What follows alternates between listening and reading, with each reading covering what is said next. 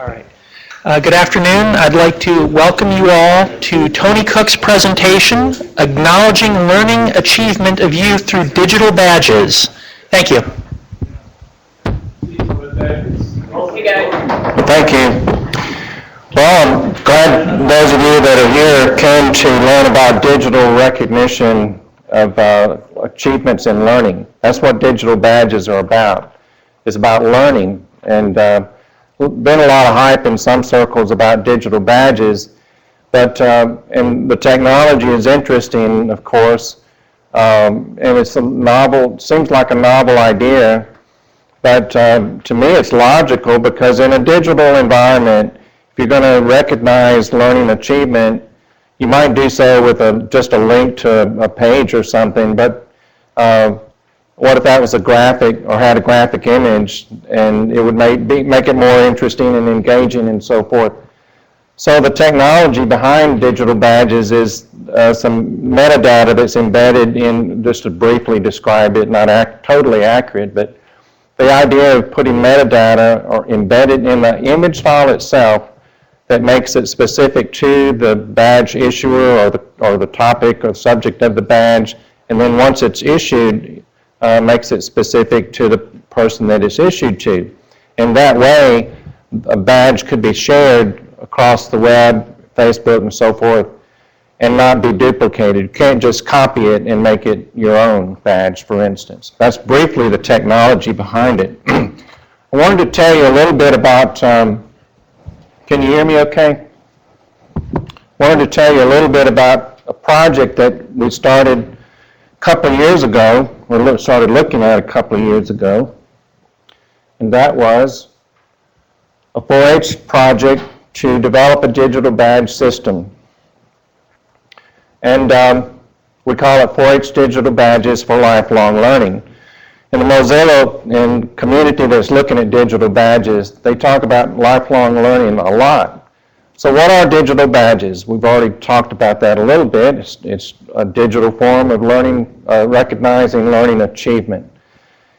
Is there a connection to learning? Yes, can be connected to learning in some ways, in some systems. Hello, I'm Tony Cook, a FourH specialist at Auburn University. He was not supposed to do that, but we'll get back to that in a second. I created a video, and I'll tell you about that in a second, but to introduce badges to the FourH world. But to go backwards to this page, is there a connection to learning? Not in all cases, because if you play games and you see that sometimes you earn a badge in playing the game, well, that's not necessarily learning as we think of it. You're learning the game, and you're making, you're achieving different levels. But yes, in the badges world that we're working in, it's connected to learning. And then the next question is, how can they be used in FourH? And I want to share about a 2-minute segment of that video with you. Hello, I'm Tony Cook, a FourH specialist at Auburn University in Alabama. Thank you for your interest in digital badges and how they might relate to FourH. Recognizing achievements in learning has been a rich... I didn't do that. Well, we're having some technical issues. But as we mentioned in the video, we mentioned the technologies that are evolving, and that many organizations are beginning to use digital badges. For us, we began to look at that challenge for the FourH project. It was a project that involved staff at FourH USDA headquarters in Washington, faculty at Nebraska, University of Nebraska, Lincoln, and Auburn, to take on this challenge of developing initially it was a badge system for FourH. But as we got further into it, we realized that's a tall task. And so we have a prototype of a badge system. And we look at it as the idea of, if you think of a path of learning, think of learning in that way. We start with a resource. We have criteria in regard to learning that material. Then we have evidence that learning has occurred, and then a recognition or a credential that recognizes the learning. That's basically what Badges does, is recognizes the learning. And in that process, there's a source or the institution that's issued the badge or the credential. There's a learning experience associated with it, or the badge is associated with a learning experience, and criteria that's identified in that, and then there's evidence that's submitted to indicate that learning has occurred, and then a badge is issued. That's basically how it works. Where is it issued to? It's issued to, in a badge system, typical badge system, it's issued to the user, and it goes into a profile, in effect, or a portfolio. And most badge systems create a separate or distinct area for their badges. Mozilla calls theirs a backpack. We call ours My Badges in the 4-H site. The LMS that I hope I get to show you in a moment calls it My Badges. But the project we began to work on had to do with robotics, 4-H robotics. There's a 4-H robotics curriculum, and so we identified that as to the curriculum that we would develop badges for. So you'll see these images of badges right there. That one's platforms and competitions. And I spoke about that a little bit earlier, about how the technology. This, for instance, is a illustration of the detail that you might see for any given badge. So you see the issuer details, the badge details, and then who it's issued to. And if you click on the image, if you see this image on a Facebook page or in a user's profile or shared portfolio, you click on the image, this would pop up.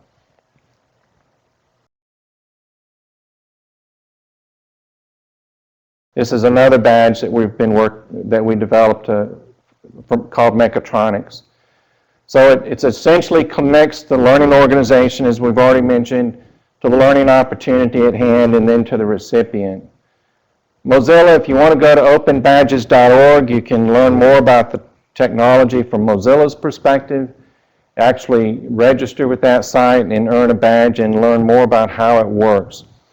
You can also go to this site to learn about the actual coding, because it's open source. You can take this information and build your own badge system. A number of organizations are building badge systems, and a lot of creativity in those efforts. For 4-H, it's a huge task because 4-H is so large, and our charge was to develop a system for 4-H that could be used across the system. You heard in the talk this morning about platforms. Well, that's essentially what we're looking at building, is a platform where all this could happen, where you have a learning platform or an LMS common, that at least a primary platform that's common across the system. We also recognize that there will be multiple LMSs, and we may have to integrate the badge directory, if you will, to various LMSs. But we also think that there should be a common or primary platform. I mentioned this earlier about who's behind this. There's the link to the current badge site. These are some pages I pulled out from the badge site. It shows the user profile over here to the left. This is just a sample user, user 3. Some details about the user themselves and badges that they've earned or fits in their My Badges.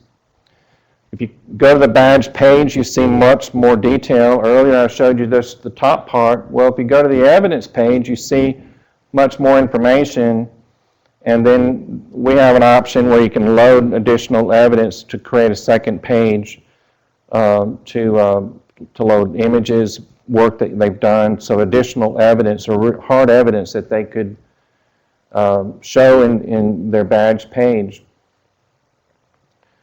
And some of the reasons behind this, badges are looked at as motivation for pursuing learning.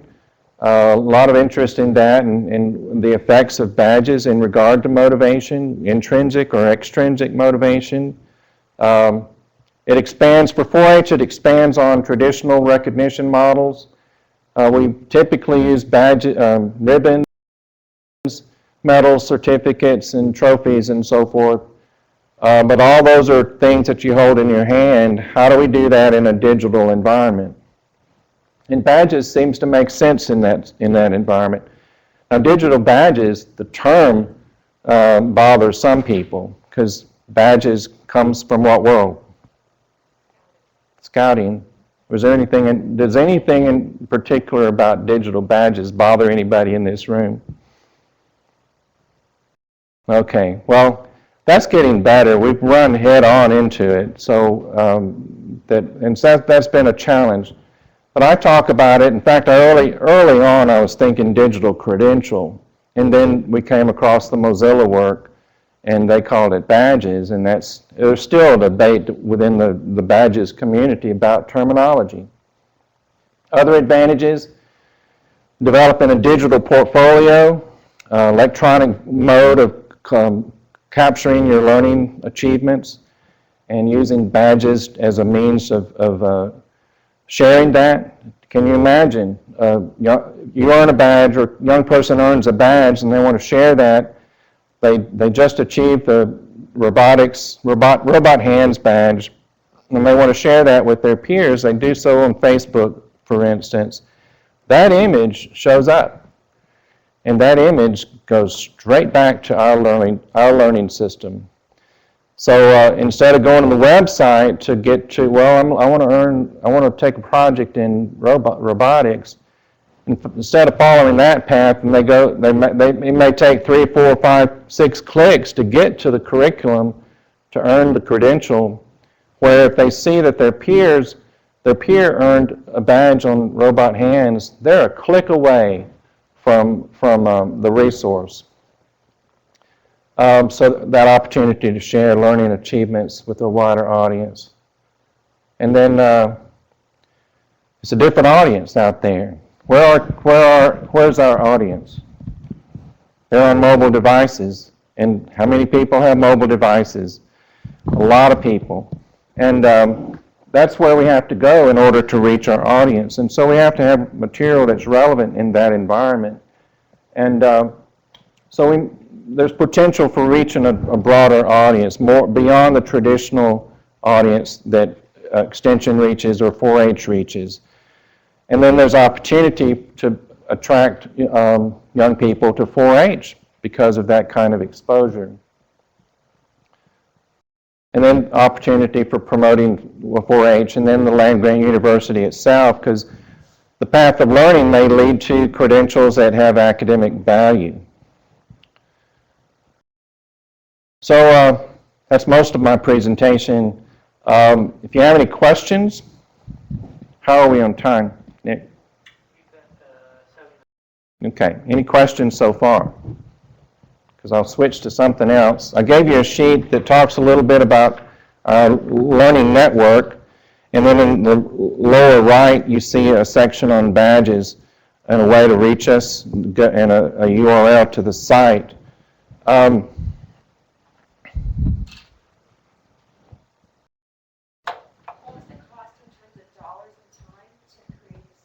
Well, since we're in development mode, we did receive a grant from UC Irvine through an organization called Haystack, Humanities, Arts, Science, Technology Collaboratory, they call it, funded by MacArthur Foundation, the Gates Foundation, in cooperation with the Mozilla Foundation. So 4-H received $150,000 to jump into this arena. And we had a year and a half to work on it, and of course we're still working on it. And we have a prototype of a site. I'll try to go there real quick.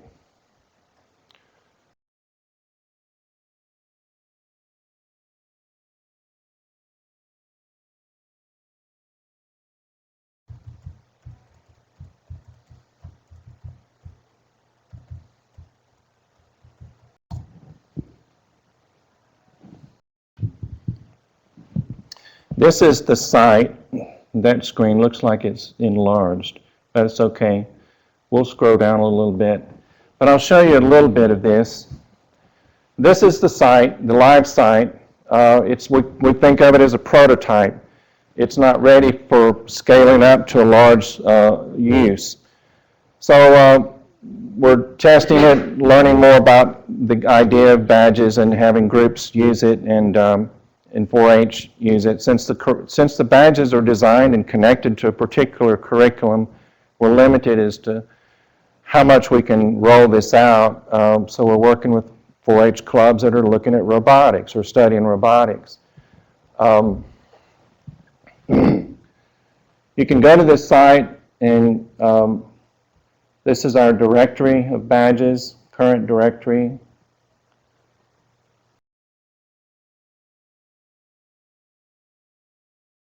As far as cost, we're not connected to any particular LMS here. So a larger system is going to involve a number of components. User registration is one, whether that's all encompassed in a single system yet to be determined. But user registration, you can imagine the way 4-H is typically approached enrollment. It may not work in a more open kind of system, because if we're out there on the web and people want to learn, that's all they want, is they want to learn. They don't necessarily want to join 4-H, but it is a pathway to 4-H. So you get them started, and with typical sites, user registration involves email and password, and that's how we're thinking. At the basic entry point, that's where we'll start, at least for 13 and older. 12 and under is a different matter, and you have to get parental permission for that kind of involvement. So there's user registration. There's an LMS, a learning management system. What are we going to use as the primary learning management system, and to what extent do we prepare for integrating with multiple LMSs? Because the land-grant system is, there's a variety of LMSs used out there. It may be that we can use a primary LMS, one that's user-friendly and good for the youth audience. And we're testing one in particular at this time. And Larry may want to comment a moment about what he's doing with Moodle. But you can go to this site and learn more about the badges that we have. And if you were interested in testing it, I encourage you to go to Getting Started and read there. If you want to test it with a group, I encourage you to contact me and we'll coordinate with you to work with the group, because we were charged with designing a system that could work across states. So it's designed with states, counties in mind in regard to, and we're trying to design it to where we can accommodate kids 12 and under, which means parental permission. And we're also trying to design it to where we can accommodate adult volunteers, which have to be approved by a local 4-H agent or someone within the state. So you can imagine, at the state level, somebody has to approve county level staff. Who are they? Are they really working for you? And of course, and then you get permission to be registered in the system. Locally, who are your adult volunteer leaders? And when they approve them here, they're essentially saying for their land grant, this is an approved volunteer leader. So the further we got into this, the more we realized what a larger system is going to require. So we're not there yet as far as rolling out the learning system that incorporates digital badges for 4-H. I'm past my time. We have time for questions now. Any other questions, thoughts? So it doesn't say need to be connected to an LMS? Not necessarily. It needs to be connected to a means of assessment or determining what learning has occurred to earn the badge. Now in this particular site, we built some in, designed a survey instrument, and a rubric, and just flip through it and complete those things submitted and the badges issued upon approval. We also designed this one to where those particular badges require an adult leader to review the work or the input of the child. Online input plus what they see in